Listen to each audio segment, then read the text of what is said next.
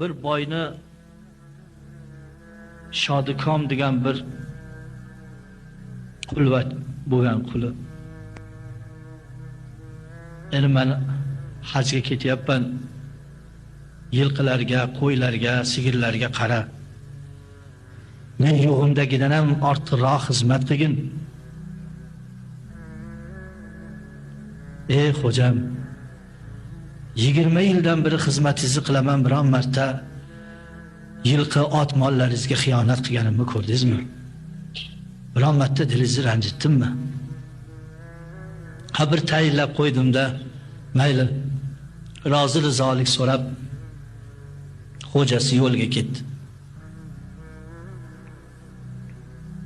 Arafotda turganda to'g'risida turgan qulini xo'jayin ko'rib qoldi, Shodikomni.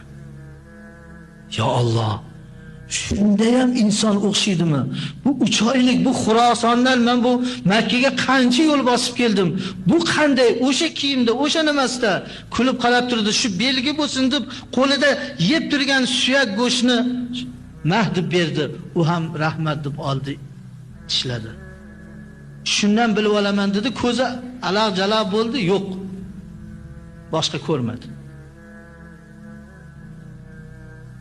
2 oy, 3 oy yurib kelgandan keyin kela zahoti uyidan Shodikom qani? Shu yerda oz yilqilarga qarab chiqib ketdi.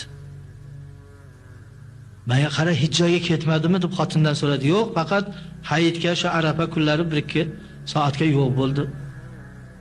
Shodikomni uyiga kirsa, tokchada o'zi bergan go'sht suyagi bilan turibdi. Ha, ushadim.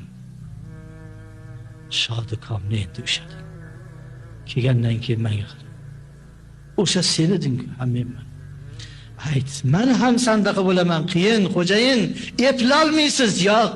Ayt menga, men ham sandaqa Allohning do'sti bo'lishini, Allohning eng yaqin bandasi bo'lishini xohlayman. Men ham sandaqa 2 oylik masofani 1 daqiqada bosishni xohlayman.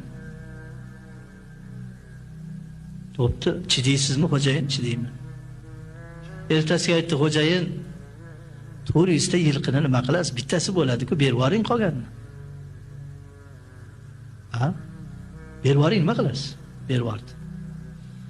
Indiniga aytdi, xo'jayin, 500 ta molni nima qilasiz? 2 ta yetadi, berib yuboring qolganini. Ha?